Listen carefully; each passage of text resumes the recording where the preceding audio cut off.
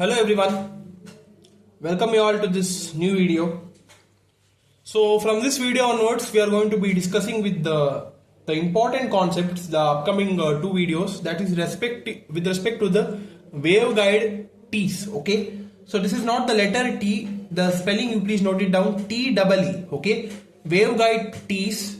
So what do you mean by these waveguide T's? Everything we are going to be discussing in this video, and we are going to be discussing some important types of waveguide T's, where in today's video we are going to discuss two types, and we are having one more T that is called as the magic T, which is a combination of these two, that is H plane T and E plane T.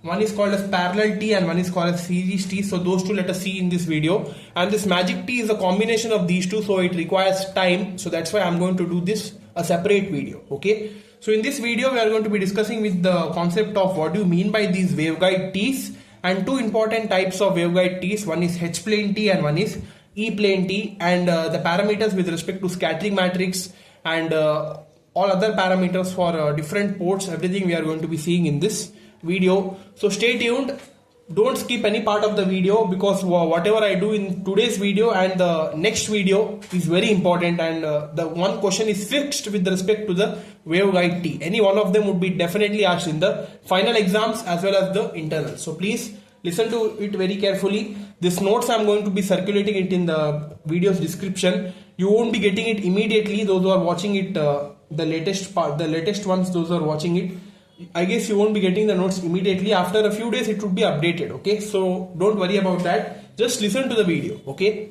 so yeah, let us start now. Waveguide T's. First let us see by what do you mean by a T.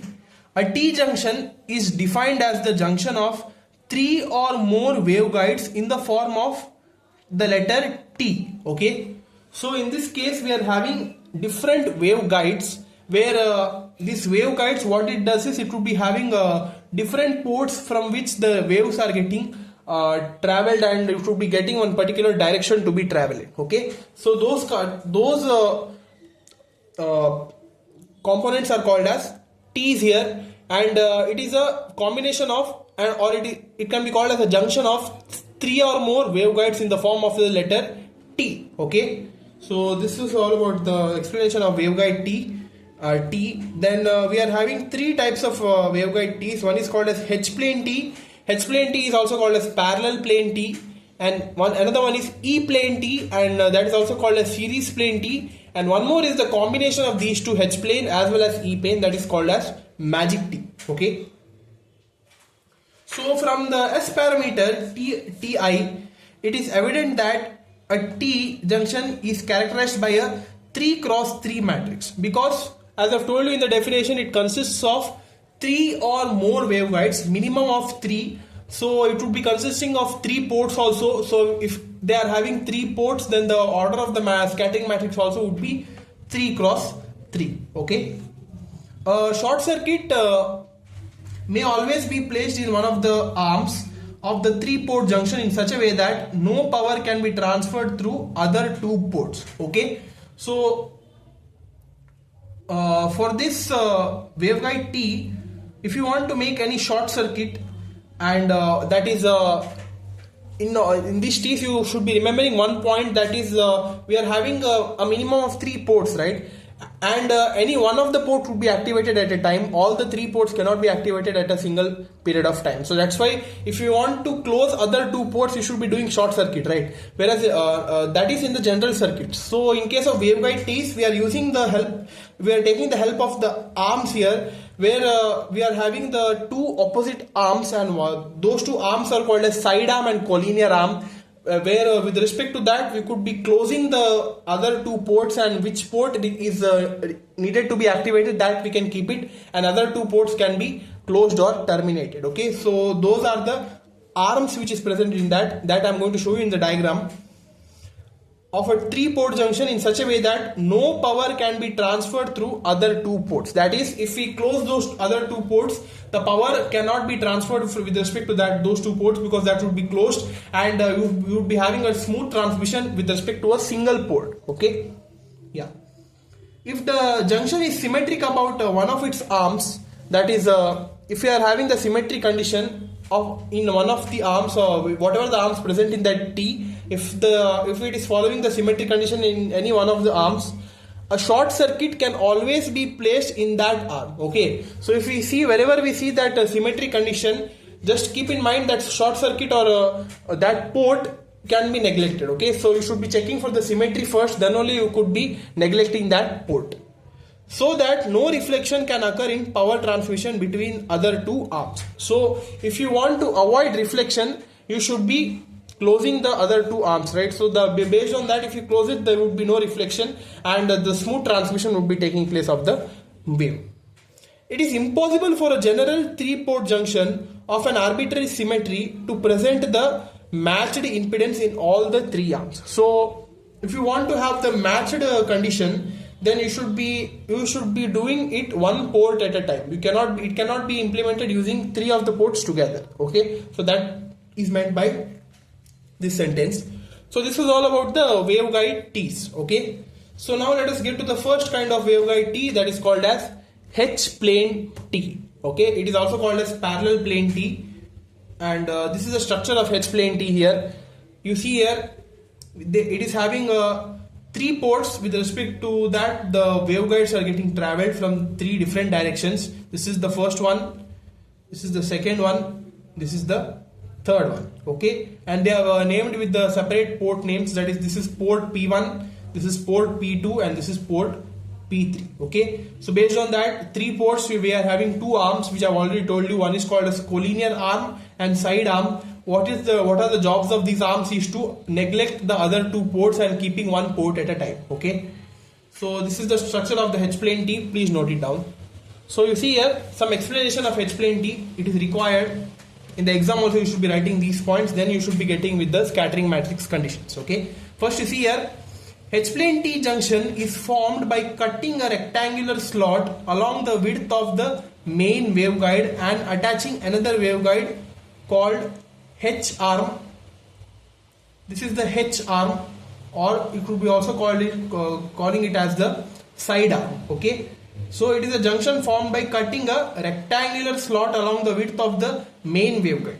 So if this is the rectangular slot, just do not consider, just consider this as a joined one, and this is the not there. So if it is not there, then it would be one rectangular slot, and it won't be having any particular ports. It would be consisting of one single port.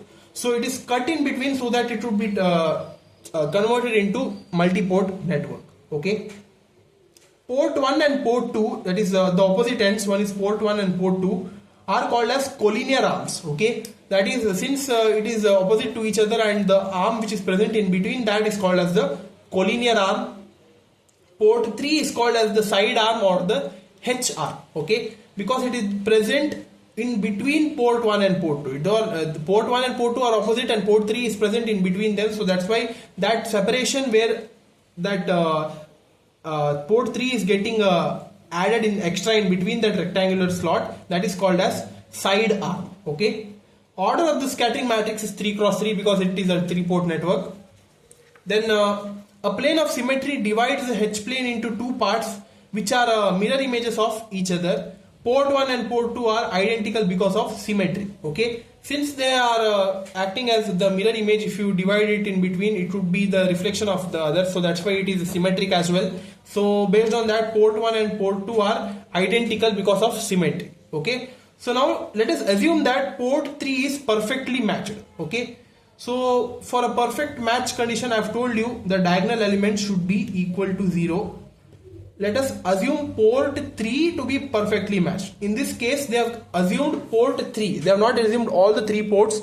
So if port 3 is perfectly matched in the diagonal, just make S33, that is the port 3 S33, that term you make it equal to 0. Okay, so after making that equal to 0, then write down the scattering matrix S3 cross 3, that is the S11, S12, S13, S21, S22, S23, S31, S22, S32, S33.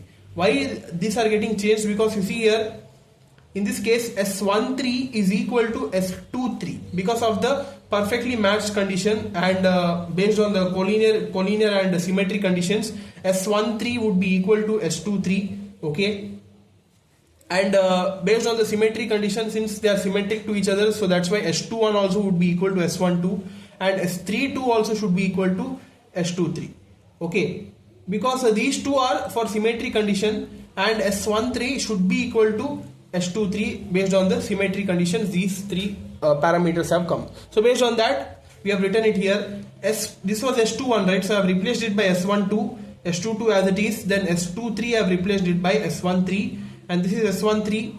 That is S31. So one more I forgot to write. S31 is equal to S13. So that's why this would be S13. And this is again S32. S32 is equal to S23, and S23 is equal to S13, right? So that's why here S13 has come and S33 is equal to 0. So from the unitary property now, so from the S matrix property, we have seen one property, right? Unitary property, that we are going to apply it here now. That is, the formula goes for unitary property as like this. That is S into S conjugate, that is equal to unitary matrix U. Okay, where it is also called as the identity matrix, in this case a 3x3 identity matrix, where the diagonal elements are 1 and the non-diagonal elements are 0. Okay, so just take the S matrix and its conjugate, you multiply it and write it like this. Okay, based on these values, whatever you write it, and this would be the unitary property. So just see it. Now do some simplification so that you would be getting some set of equations. That is, do first row into first column. If you do first row into first column, you see here, first row into first column, if you multiply it, we would be getting S11 into S11 conjugate. That also we could be writing it as magnitude of S11 square plus magnitude of S12 square plus magnitude of S13 square. That would be equal to 1. Okay, if you do it for first row and first column. Why it is equal to 1? Because it is equal to the unitary matrix, right? Identity matrix. So that's why it is equal to 1 here. Okay, so in the same way, do it for the rest of the rows and columns, and everything you should be equating it with 1. Why? Because you see here again, second row second column, if you do, you would be getting S12 square, all its magnitudes. Okay, S12 square plus S22 square plus S13 square, that is equal to 1. Name it as equation 2. Then S13 square plus S13 square, that is the third row third column. Why we are having two elements? Because the other element in the one of the matrix is equal to 0, so that's why it would be neglected. So we are having only two components, S13 square plus S13 square, that is equal to 1, equation 3. Then we have third row and first column. Okay, third row and first column, if you do, you would be getting the term S13 S11 conjugate plus S13 S12 conjugate, that is equal to 0. Okay, because we should be having one equation where the value would be equal to 0. So name it as equation 4. Now you consider equation 3. From equation 3, what we are getting, if you add these two, it would be 2 times S13 square, and our motive is to find the values of S11, S12, S13 and all the S matrix, whatever the parameters are present in S matrix, you should be finding its values and filling it in the S matrix. So that's why I am doing the simplification. Here now, after this nothing much, all are simplifications. Okay, so if we simplify this, we are getting the value of S13 as 1 by root 2. Now from equation 1 and 2, from these two equations, what we get, you see here, S11 whole square is equal to S22 whole square. Okay, why? Because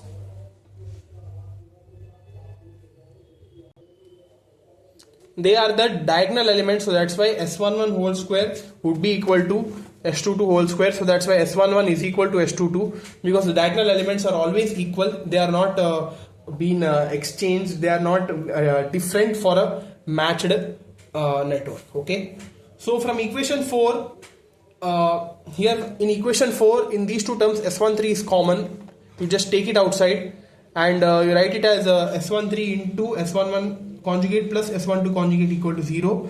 So here in this case, S13 is strictly not equal to 0, because we have one value for S13, that is 1 by root 2.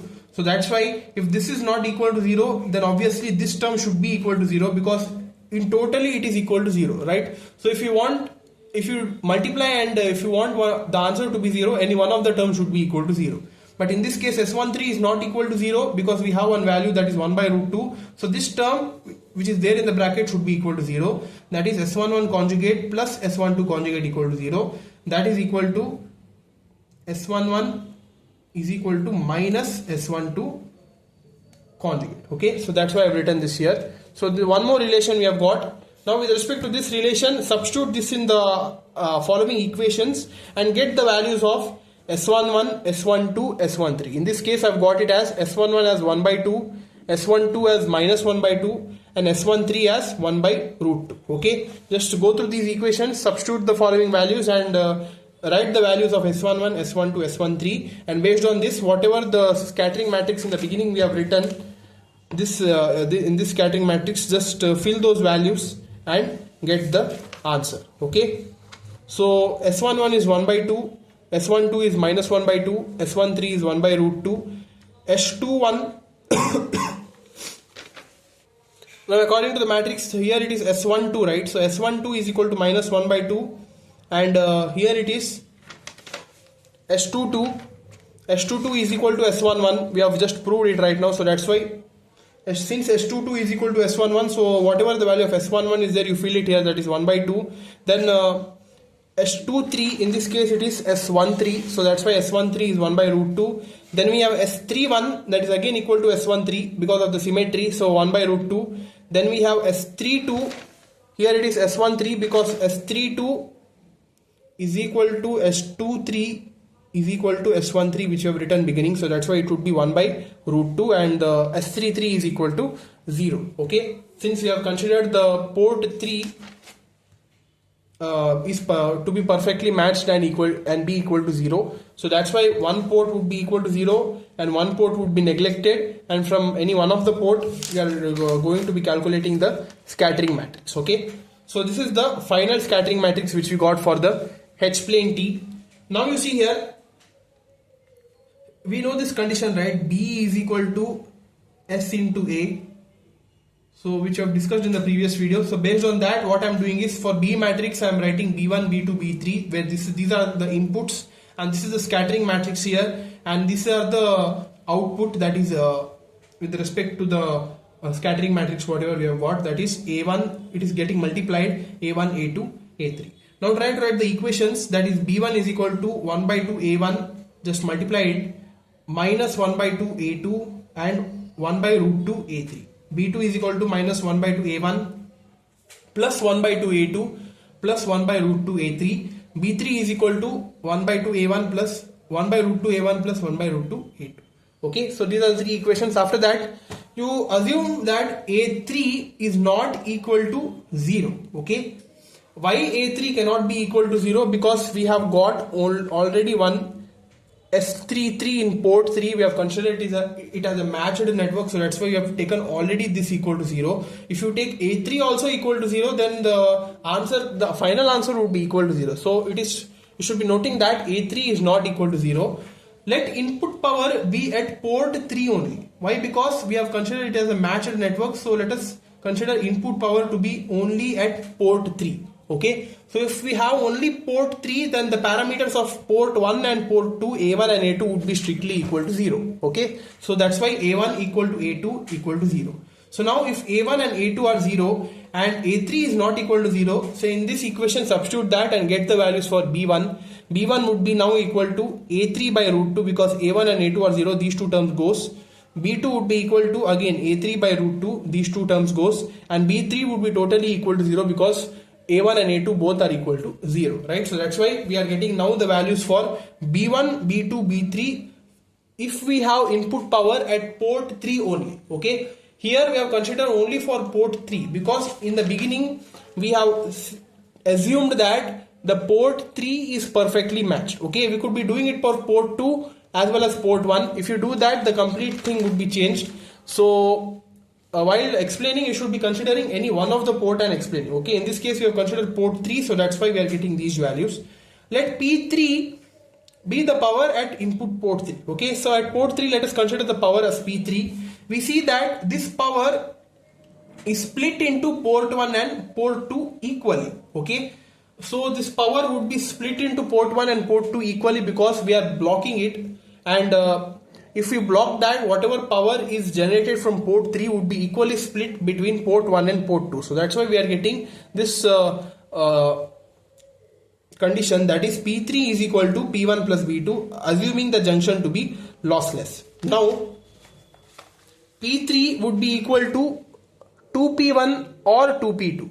Why? Because we are considering P1 is equal to P2, right? So that's why if you consider P1 equal to P2, it would be either 2P1 or 2P2. Okay. The amount of power coming out of port 1 to input at port 3 is equal to port 1 or port 2 at input to port 3 is equal to 10 log of P1 by P3. Okay. So for port P1 by P3 or 10 log of P2 by P3, any one of them you could be considering. In this case, I've considered P1 by P3. So now you do it, substitute the value of port 3, that is equal to 2P1. So 10 log of P1 by 2P1. So cancel P1 out. So we are left with the 1 by 2. So 10 log of 1 by 2 can also be written as minus 10 log of 2. Log 2 is 0.3010. So just multiply it and we are getting an answer approximately equal to minus 3 dB. Okay, the power is minus 3 dB at port 3. So with this you could be coming to the conclusion for H plane T as H plane T and E plane T's are 3 dB power splitters. Okay, both of them, H plane T as well as E plane T. So E plane T I have not done it right now, but this note you please make it down, note it down because it is very necessary. H plane T and E plane T's are 3 dB power splitters, because in one case for H plane T we are getting minus 3 dB, whereas in E plane T when you do it you would be getting plus 3 dB. That I'm going to tell you later. So this video has become lengthy, so let us do E plane T in the next video. Okay, yeah.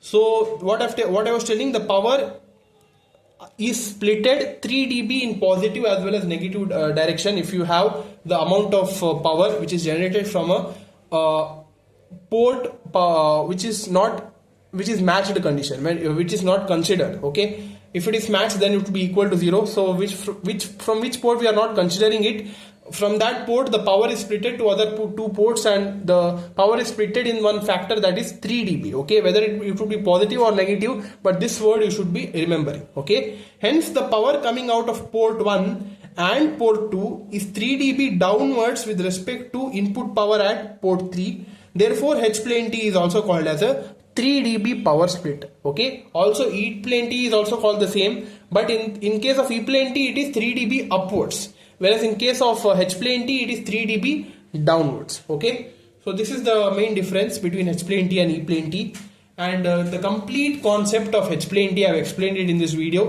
Whatever it is required to write also I have written it in this notes for H plane T. These many things you should be mentioning because this would be definitely asked for 7 to 8 marks, and if you write this much only you would be getting marks. It is a sure question, so that's why I have taken a lot of time. So I thought to do E plane T as well, but for that we need a lot of time again, so it would be a lengthy video. So let us do one thing, E plane T and magic T let us do in the same video in the next video. Okay, so this was all about today's video guys, about H plane T and waveguide T's. So hope you understood it. If you have understood it, please like this video and support us.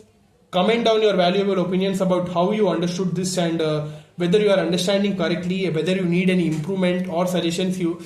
Comment section is all yours. Okay, we have not made it private, it is public.